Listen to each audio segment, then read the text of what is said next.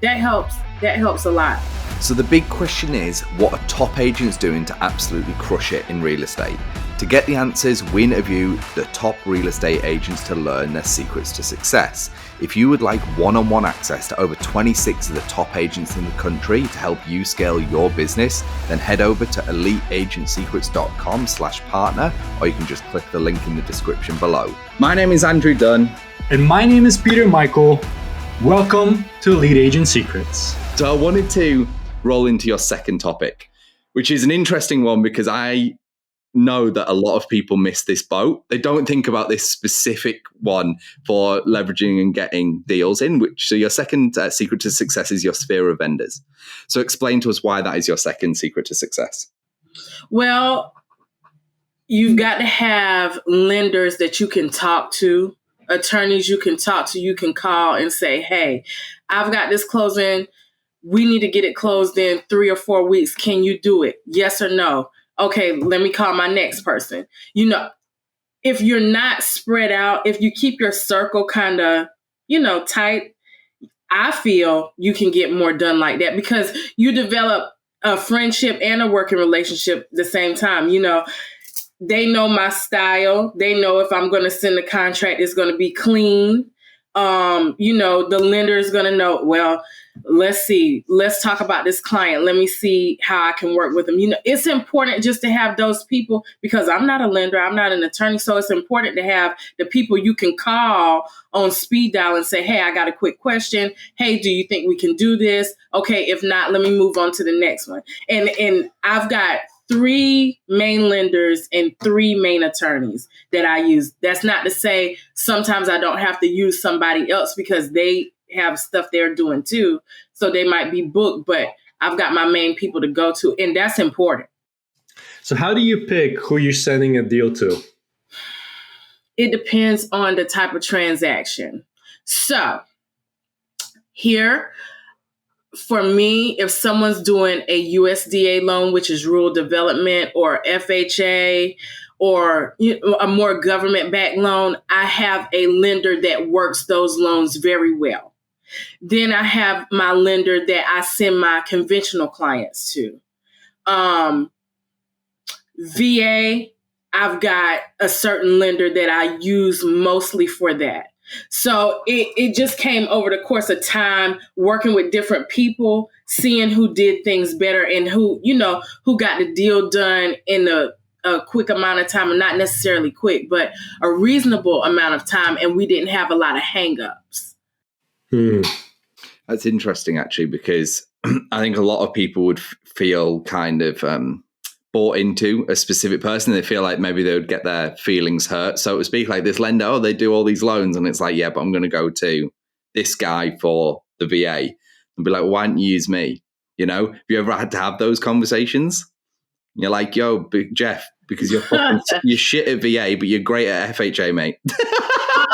No, I don't think anybody does a shitty job on anything. I just think some people do different types of clients better because their company might not do that many USDA loans. You know what I mean? As an institution, that might not be their specialty. But if it's your specialty, then, that's just like anything else. I'm not going to go to a brain surgeon to get heart surgery. Sounds like you're focusing, which is smart. You're focusing on efficiency. Like it's like, hey, this person is going to do this one thing very well. I'm going to use them for that thing because I know it's going to get done right and quickly. Interesting analogy you use. And there's the same one about like a brain surgery where you would if one charge you or a new one charge you like 10 grand and a guy's done 10,000 surgeries charge you 10 grand. He would probably get it done faster. And the other guy, you might go, well, I'm your first surgery. I don't want to pay 10. I'll give you like a grand. Right. Because even though they've got the same credentials, like, I know you're going to get it done. I don't care whether it's faster or more expensive. It's like, it will get done. It'll get done quickly and it'll definitely get done right.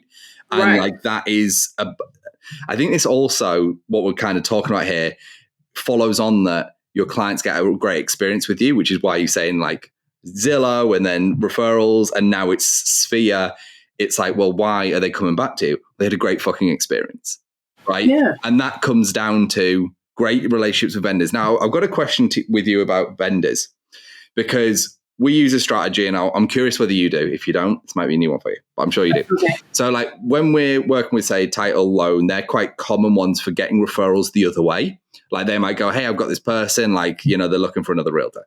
Do you have deals with, say, like roofers or contractors, electricians, plumbers, who you are also really tight with, and they end up sending you deals because they're like, hey, I'm doing this deal with this person, or like I'm helping this person in their house. They mentioned they want to sell.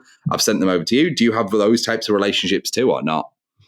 I do have a few. I have a contractor that I work with, and he may send some people my way. I've had a lender that I work with a lot say, hey, I've got somebody looking in this area, and the realtor that they were working with, they don't know anything about Conway.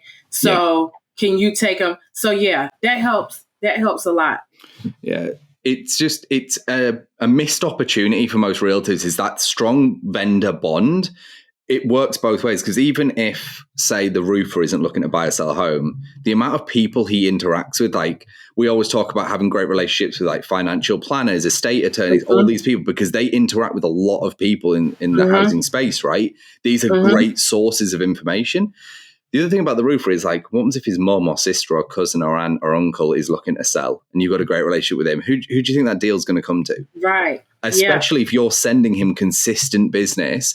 And one thing you mentioned at the beginning, it's like, we build a great friendship. Like it's a working relationship, but like I'm tight with these people. I've used them for years and we stay close. And it's like, pre-podcast here, you asked us about me and Peter and how we met. And it's like, and I told you that story, and it's like, because every now and again you come across a decent person who does a great job, and you keep them close, because you know how rare those people do tend to be, especially in today's world. There's a lot of noise, and it's like, that's just something that I value. It's obviously something that you value too. It's like, keep these good people close, treat them well, give them, I'm sure you send some of these guys gifts and stuff as well, because it's like, listen, I appreciate you doing a fucking great job for my client.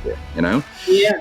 Thanks for listening to this episode. If you would like one-on-one access to over 26 of the top agents in the country to help you scale your business, then head over to eliteagentsecrets.com/partner, or you can just click the link in the description below.